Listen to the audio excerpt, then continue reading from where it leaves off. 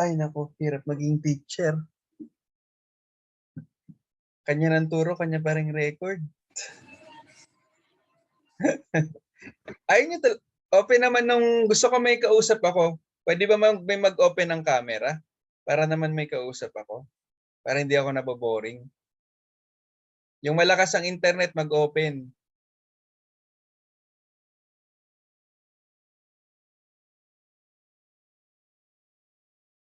Lalo na yatang nawalan ng kausap.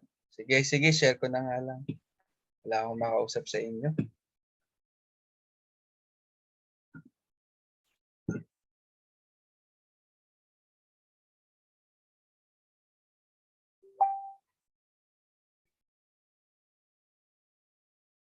Okay ba yung ano ko, boses ko mahina? Nagchi-choppy?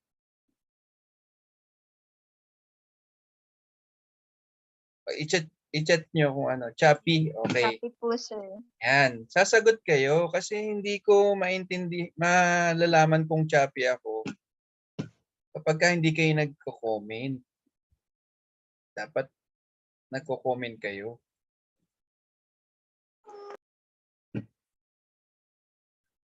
I-adjust ko yung ano ko, signal ko. Nasa ano nga ako nasa taas nga ako ng puno para lang makakuha ng signal.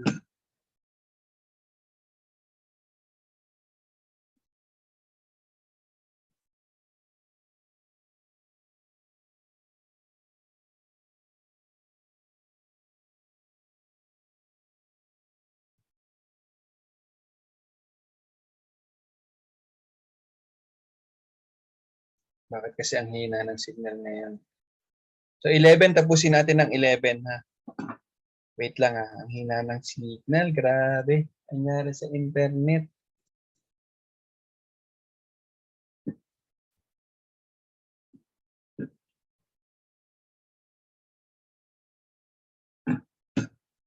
Guys, ano pa, putol pa rin, choppy pa rin.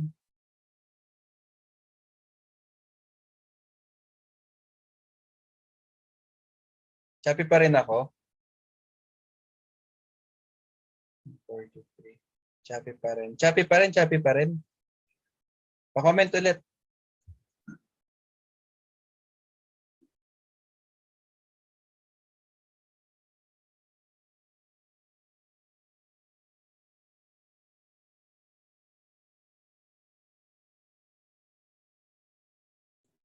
Dahil nakamute ko po.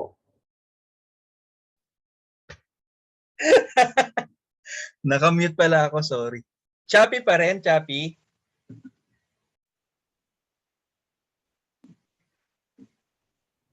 Opo. Choppy po. Choppy pa rin. Ako. Ayaw yata tayong pag-bitin Ay, nako, Yes, enter. sir. Okay na po. Ayan, hello. Ayan Hello. po, sir. Okay na. po, Erika, sir. okay na? Opo. Opo, sir. Okay, sige, proceed. Asan na ba tayo? Nalimutan ko na kung nasan. Asan na tayo? Wala na makaalala.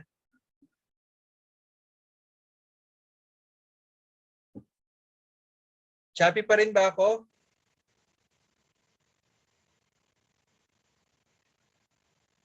Hello. Okay naman po. Tatahimik nyo naman. Sobrang tahimik. Nako. Okay naman na po, sir. Tahimik naman itong mga to. Sige, wala na magtatanong ha. Wala nagsasalita Sir, okay na po. Okay, wala na magtatanong ha. Proceed ko na to. Wala nagsasalita sa inyo. Sir, kanina pa po nagsasalita, sir. Ilan lang nagsasalita. Ikaw lang. Okay, share screen. Diretso na tayo ha. Okay.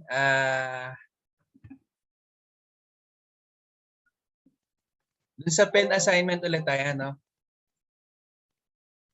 Yeah.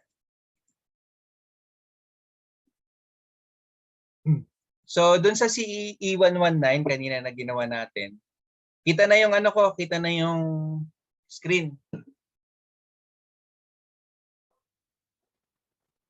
Yes, sir. Okay Ito na. na po. Okay. Copy pa ako, hindi na.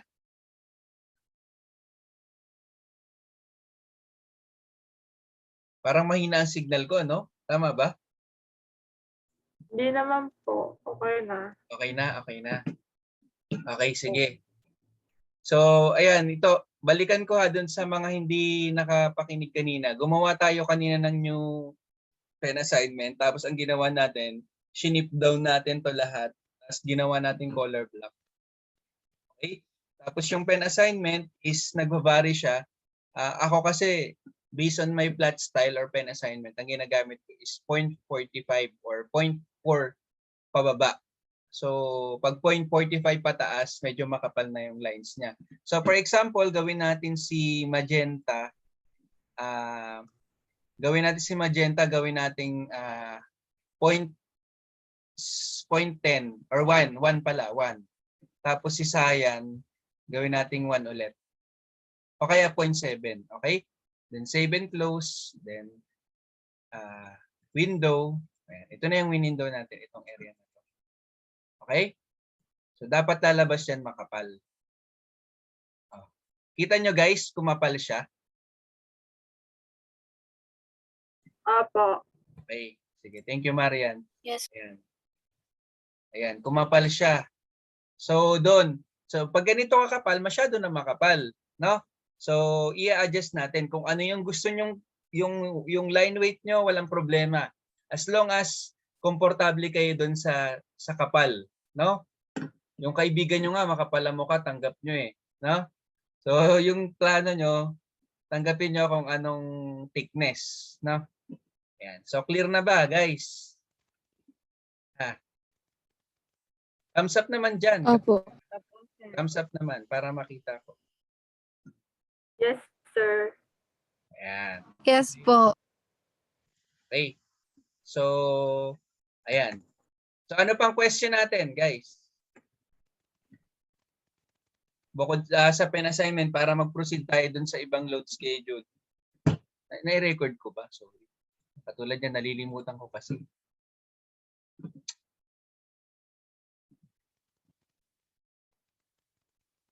Okay. Okay, naka-record.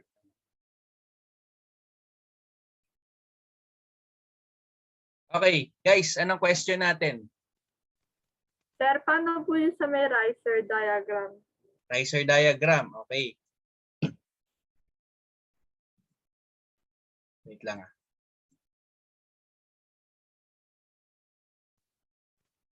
Balik tayo sa share screen. Stop share. Stop share ko muna. Ano? Balik tayo dun sa AutoCAD.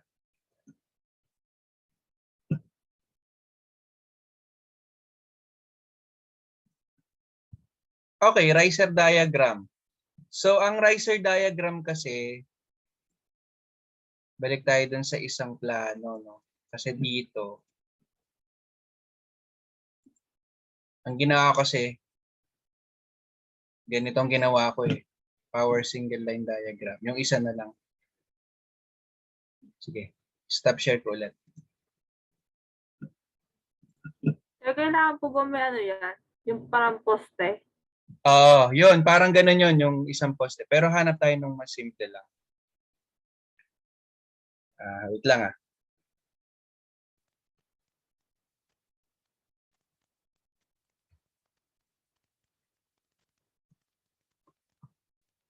Ito yung naantok ako. Kailangan ko ng copy. May copy ka ba dyan? Ha?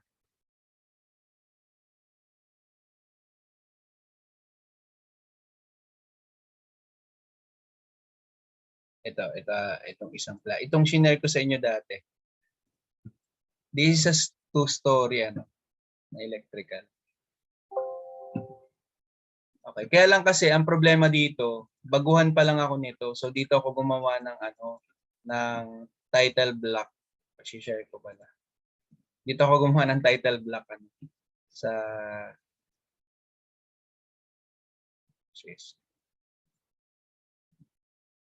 Okay na, nakikita nyo na. Opo. Opo. Opo, sir. Good. Sagot kayo. Kahit sabay-sabay pa kayo, kahit pangit pakinggan, pag sabay-sabay, okay lang yun. Kasi na-appreciate yun ng nagtuturo. Kasi kapag wala akong kausap, dire-diretso lang ako. Wait lang i-ano nyo lang. Huwag nyo munang pansinin yung mga nakikita nyo saglit kasi may inaayos lang ako.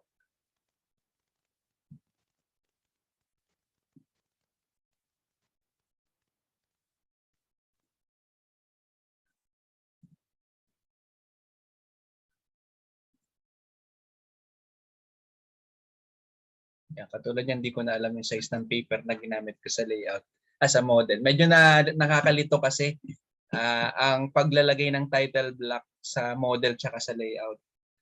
Pero mabilis lang yan kapag natuto na kayong mag-title block sa layout. Yan na lang yung gamitin niyo. Wag kayong gagawa ng ng plano kaysa lang. Asan yung video ko na wala? Nakikita niyo ako? Yes po. Hindi po. po. Hindi po. Hindi po. Asan ako? Nawala ako. Ba't yan? Hindi ko makita yung sarili ko. Ayan. Okay na. Okay. Riser diagram. So sa riser diagram,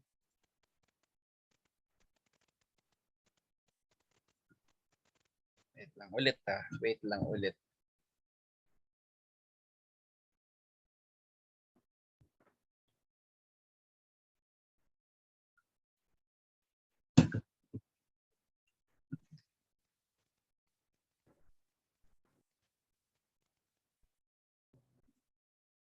Wait lang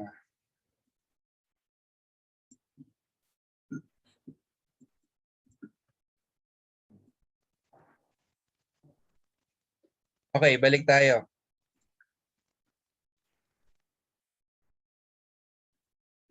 Ayan. So nakikita nyo na. Di ba kagabi tayo nag... Ano? Wala po, sir. Okay. So before natin i-discuss itong riser diagram, we need to understand kung ano yung load schedule. Nung last time, ayan. So ito yung components ng schedule of loads, description ay yung mga item number, circuit number. Ito pwedeng gawin nating circuit number yan, wag item kasi pag item yan. Circuit dapat. BA per circuit, service voltage, load amps, circuit breaker size, pole. Yung pole, 2 pole siya kapag sa bahay. Ampere frame yung casing niya. Ampere trip yung rating niya ng protection devices natin.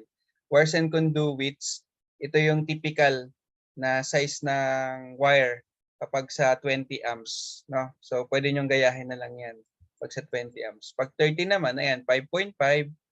Ayan, ito, 5.5 to. Pag 40, 8.0. Makikita nyo yan doon sa table of ampacity na in-exam natin, di ba?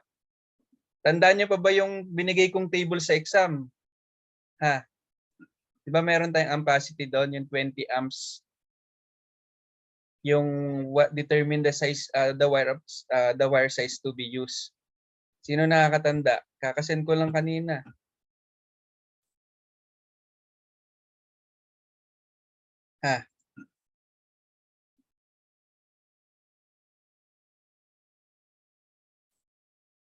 Hello?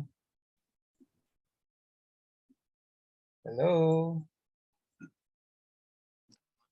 Yung sa CFL po yan, di ba? Oo, yun sa CFL. May table doon of ampacity. Pwede nyong i-repair doon para nandun yun sa PowerPoint na tinuro ko sa inyo. Pero hindi AWG ang gagamitin natin. May equivalent yun na mm square. Tapos tinuro ko na rin sa inyo yun. Hanapin nyo na lang sa PowerPoint. Pero for the meantime, ito na lang. For 20, makikita nyo naman unstable na naman ako. Guys, choppy ulit ako. Medyo po. Wait lang try ko ulit. Marami yatang gumagamit ng internet sa ganitong oras.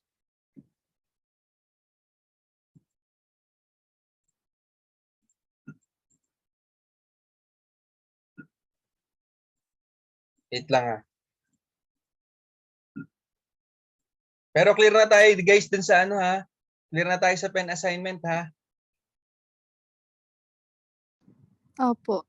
Okay na. Wala na tayong problema. Matthew, mag-PM na lang tayo mamaya ha. Pagka dun sa ano mo. Kasi mayayamanin kasi yung gamit mo eh.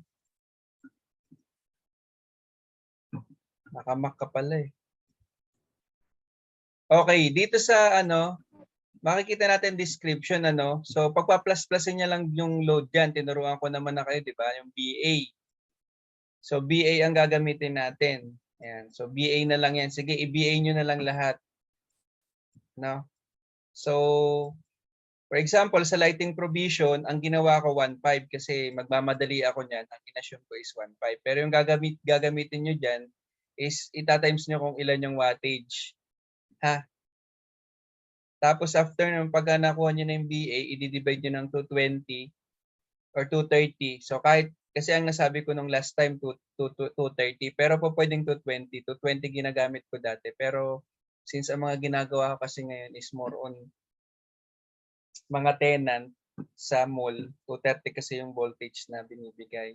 Pero sa bahay, po pwedeng 220. Okay? So 1.5 divided by 220 is equal to 6.82. No? So 2 pole, 100 ampere frame, 20 ampere trip, tapos 3.5. THHN ang gamitin natin ha. Huwag niyo na tong TW. Pero Sir, pwede yung pole po, ano? ano po yan? Yung Yung pole po. ano yan? 2 pole na yan. Automatic sa bahay 2 pole. Pag sa mga building may nagwa 1 pole eh, tsaka 3 pole kapag ka mga malalaking load. Sige. Thank you, sir. Okay. So bilisin na natin. So ayan, ganun lang naman yun ha. Tapos mapapansin nyo, may aircon dito. Wala pala akong nilagay na aircon ano. So ayan, dryer, 3,000. Water heater, 3,500. Ayan. So bahala kayo, mag-search lang kayo kung ano yung rating ng ano. Hindi naman ako ano sa rating. Basta wag lang masyadong malaki kasi alam ko naman yung mga tawag dito, yung range ng mga equipment eh. So kung alam ko kung nanguhula kayo hindi.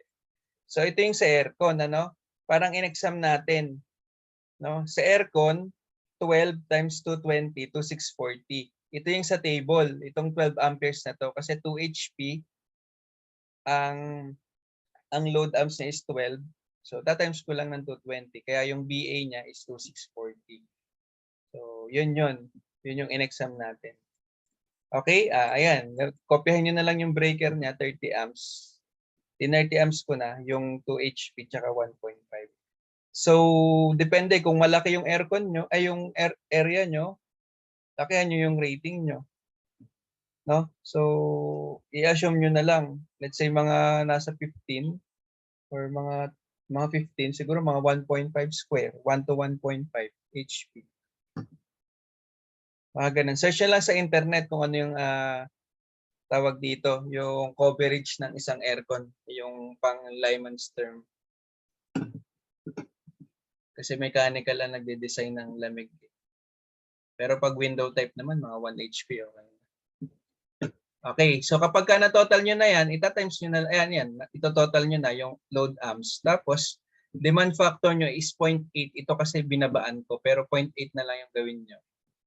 Times yung continuous duty yung tinuro ko sa inyo na 1.25. Kaya naging 136.04. So, full load, ito yon yung 155. Tapos times ng 0.8, pa-compute nga. Pa-compute nga ako kung anong pag 0.8 ang ginamit. Anong lalabas?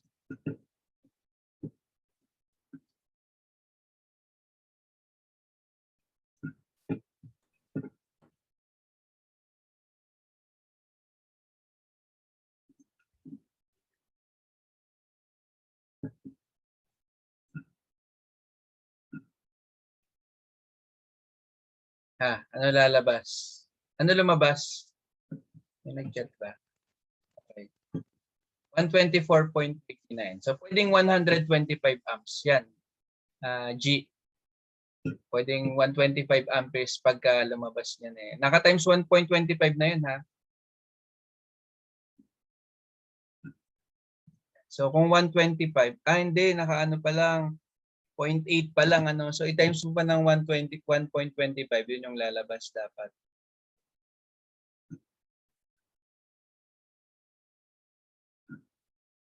Yan. So 124.39, 155.48 times 0.8 times 1.25. Ganun pa rin, bumalik din sa 155. Tama, kasi 0.8 na lang naman. Ayan, so yun yung magiging sagot. So pwede nyo nang hindi i-times sa 0.8. Pwede nyo nang erekta. Kasi kung 0.8 lang din naman yung demand na gagamitin nyo, babalik din lang din kayo sa original na 155.48. Okay? So balikan natin, no? Kung 150, yan, 150 ang ginamit ko ay 50 square mm THW. So sa bahay ang gagamitin natin THHN na lang. Pero po pwede rin naman THW, mas mura-mura ng konti. Pero sige, pwede naman THHN na lang. Tapos i-base nyo yan dun sa ano ha? Dun sa table na binigay ko sa exam. Yung ampacity. Kasi THHN na yun eh. Ha? Nagigets ba ako? Nagigets? Ha? Dahil mag-e-end na tayo. Opo. Dahil magagawa pa ako ng exam mo. Hindi na ako makakapag-isip ng tanong pag hindi ko magawa. Okay? So dito sa main protection, kung ano yung pinakamalapit sa 136, ba 136, inano ko na yan sa 150. Yun yung pinakamalapit niya. Tapos yung size na ano, na ginamit ko is 50. Pero i-double check niyo yan dun sa ano. So ang size ng feeder natin o nung line natin, magbe-base dun sa table na binigay ko sa inyo. So yung kasi meron dong Phelps Dodge na binigay ako eh, yung parang may kulay green na nasa PowerPoint.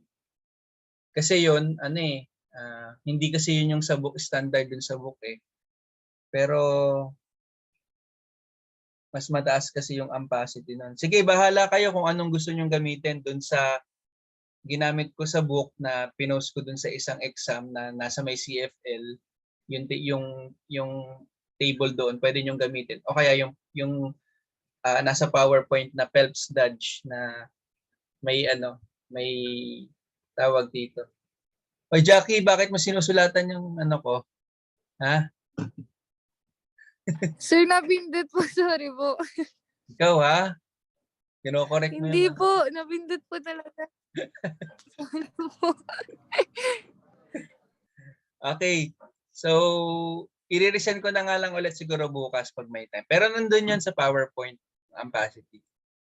Sir, pwede po sa riser. Okay, si Riser.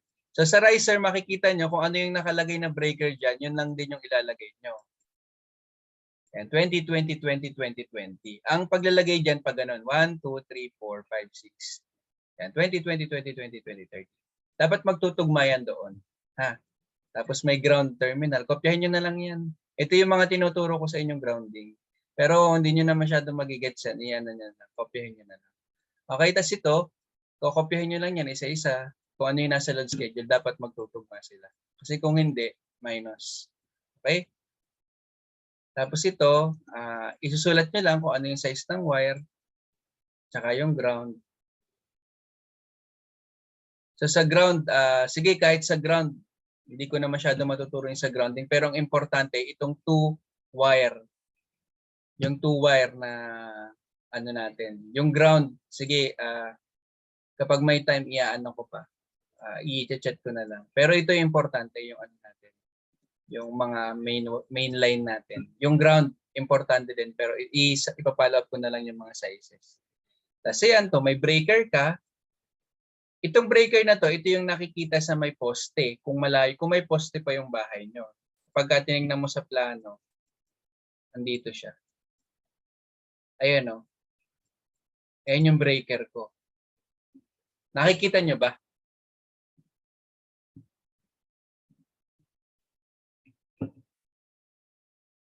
Opo. Okay? Sige. Ayan yun. Pero kahit hindi na ganyan ka-detailed, kapag na-gets nyo yan, sige, perfect kayo.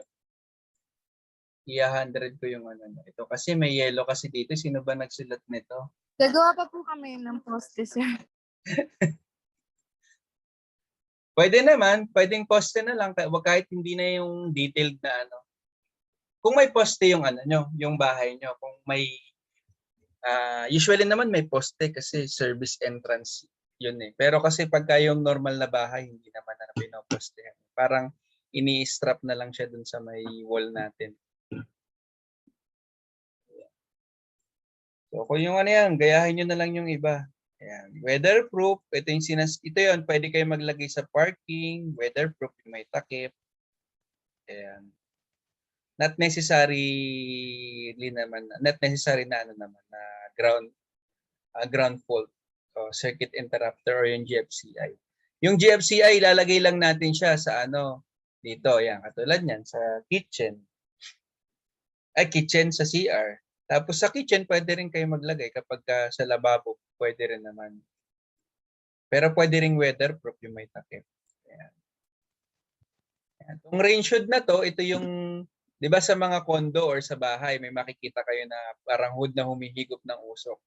So yun tinatawag natin na range hood. Tapos range yung electric range yung lutuan natin. Tapos yung panel, pwede kayo maglagay ng panel sa may kitchen sa taas provided na may cabinet. Okay? O kung gusto niyo mag-water heater, pwede rin kayo mag-water heater diyan. Pwede naman junction box lang yung ilagay niyo. O pwedeng outlet din. Outlet pwedeng GFCI din. Pwede naman. O, naririnig ba ako guys? Naririnig ba ako? Ha? Opo. Choppy ba? Choppy? Sir, pag pinasa po ba yun, naka-PDF? Option yun. Kung gusto nyong ilaban ng PDF, pero kapag hindi ko nagustuhan yung presentation sa PDF nyo, wala akong reference.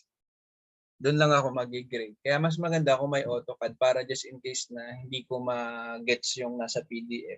Let's say sa pen assignment pa lang mali na.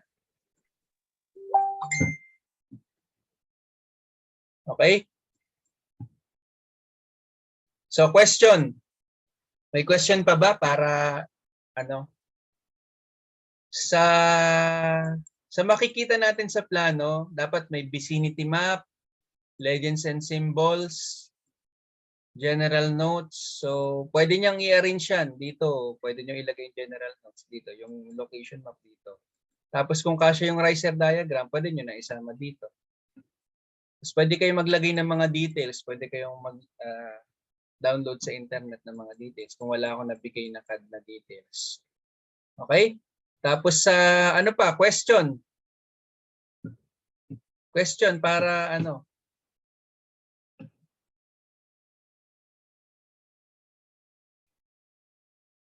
Wala na bang magko-question?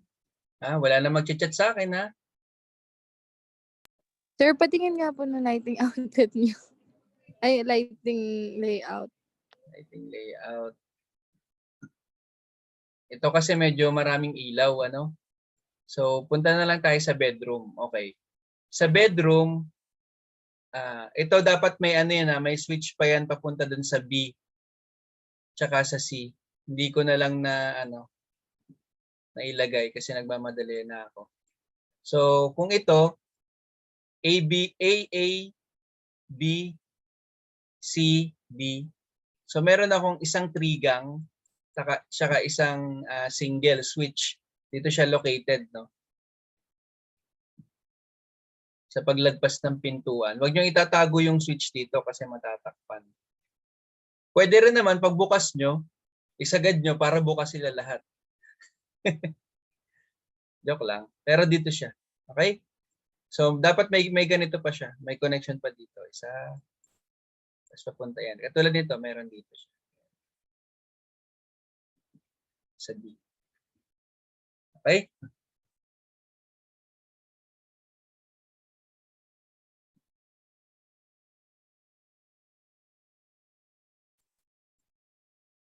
Pero kasi ang practice ko, teka lang wait lang. X, S, X, MX5. O, mas maganda nga kung i-identify natin kung alin yung isuswitch natin dun sa ano. Kada letter dapat nakaano talaga. Mayroon talaga siyang tatakbo na switch. Kunwari dito sa B dapat may pa-P. Tapos sa C meron din. Pero ako kasi minsan ganito na lang ginagawa ko eh. Parang isa na lang yung tatakbo dun sa ABC. Pero ang totoo, 3 ang tatakbo niyan na switch na wire punta dun sa outlet mo. So ganoon na lang, tigigisa na lang. Bawa may A ka, punta ka dun sa A. Tapos B, punta ka dun sa B. Tapos C, punta ka dun sa C. Okay? Malinaw ba? Malinaw.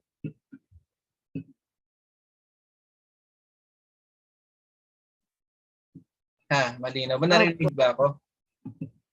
O sige. Yung iba kasi hindi Medyo- nagsasalita eh. Sino bang pwedeng magsalita? Hindi ko naririnig magsalita si Rachel eh. Tsaka si Cyrus, hindi ko naririnig magsalita.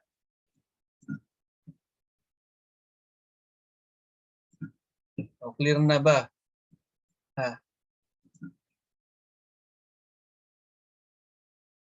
Okay, sa title block, dito nyo ilagay yung yung company name nyo. Logo or company name. Okay lang kahit company name lang. Kung walang logo kasi matagalan pa kayo sa pag-logo. Ito importante yung sinend ko sa GC, yung pangalan ng professional electrical engineer kasi sila yung pipirma dyan. Tapos yung project, tapos yung owner, mga contents, yung sheet contents, tsaka yung numbering. Dun sa standard title block, kayo nang bahala kasi meron naman kayong standard sa civil, di ba? Iaano nyo na lang naman yun. I-move nyo na lang naman. Basta yung size ng papel natin is 20 by 30 inch or 760 by 508 millimeter. 20 by 30 yung size kasi ng papel natin. Okay. MM ang gamitin nyo ha. MM. Okay, question.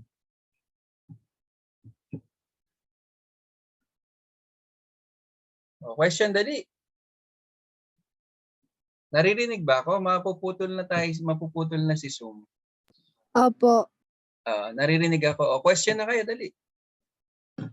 Ay, teka, baka may nag-chat pala sa Wait lang Hindi. Sorry, may nag-chat na pala. Nagkakaroon po kasi ng question, sir, pag ginagawa. Oo nga eh. Kaya nga, kung may question pa kayo, hanggat maaari, itanong nyo na kasi baka hindi ko na kayo masagot. Kasi wala na kayo kasi mapuputol na yung Zoom natin. Load schedule, tracer diagram.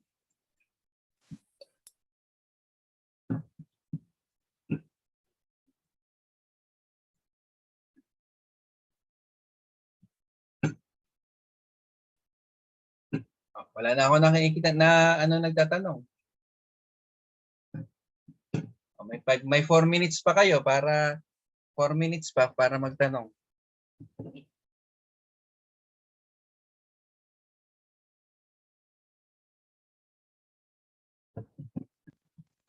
Wala na ba tayong O hindi niyo ba ako naririnig? Baka mahina yung signal ko kasi. Naririnig po. Naririnig ko. Wala na. Kanina pa ako nagtatanong, wala na ba kayo matanong? Okay na, clear na tayo. Sir, yung template daw po. Ano? Yung size pala. Size ng template. Size ng template, 760 by 508 mm. Pero ito, sige, sampulan ko yung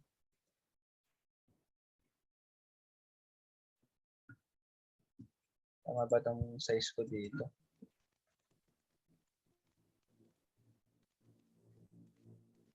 Dito. Wait lang, hanapan ko kaya ng ano, sample ng size ng yung pinakita ko last time. Yan na sir yung gagamitin namin, sir? Or kasi kami gumawa? Yung title block na ano, o pwede namang reference lang yun. Kasi syempre dapat maging creative din kayo. Dapat kung Hindi ano yung yung size lang, sir. yung size ng ko, paper. 760 by 7, sinabi ko? By 508, 762 by 508. Yun yung 20 by 30, yun yung normal size ng blueprint. Oo. Pero kung may mga Yun nga. kung may mga nag-18 ay mag-extend naman tayo ng isang linggo eh. Dapat naka 20 by 30 na yung size ng papel. Pero clear ba sa inyo lahat ng size ng papel sa layout?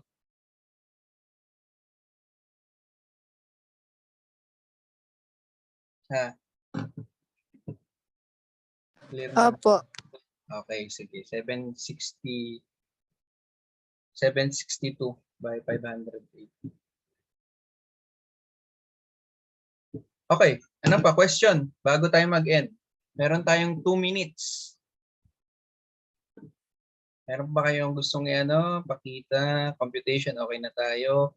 BA lang naman tayo doon, parang basic lang. Divided by 220 or 230 lang tayo. Tapos size ng wire, breaker, GFCI, sa mga wet areas lang yon. Sa outdoor, pwedeng weatherproof, yung may takip, pagka sa mga parking area. Okay? Sa ilaw naman, 3-way switch kapag sa hagdan. Tapos the rest, okay na kahit anong gusto nyong outlet switch. Okay? So ano pa? Ano pang question? Samantalahin nyo na. Hindi na tayo makakapag-zoom. Last na to.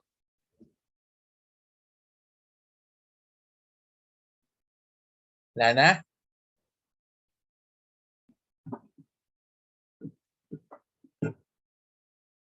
Oh, si Marnelli. Marnelli, hindi ka nagtatanong. Okay ba si Step? Okay ba Step? Ronan, Cyrus, Erica, okay na? Jenny, Santi, Jairo, okay na ba?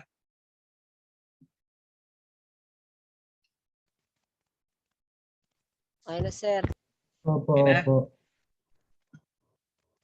Okay, kung okay na, okay na tayo. Makakakat na yung natin, yung Zoom natin. Sigurado kayo, okay na ha? Nag-thumbs up nga kayo. Sa susunod po ulit. Wala na, last na to. Last na to. Kasi, na yan. Para lang mabigay nating reference sa iba. Sige, sisend ko yung record pero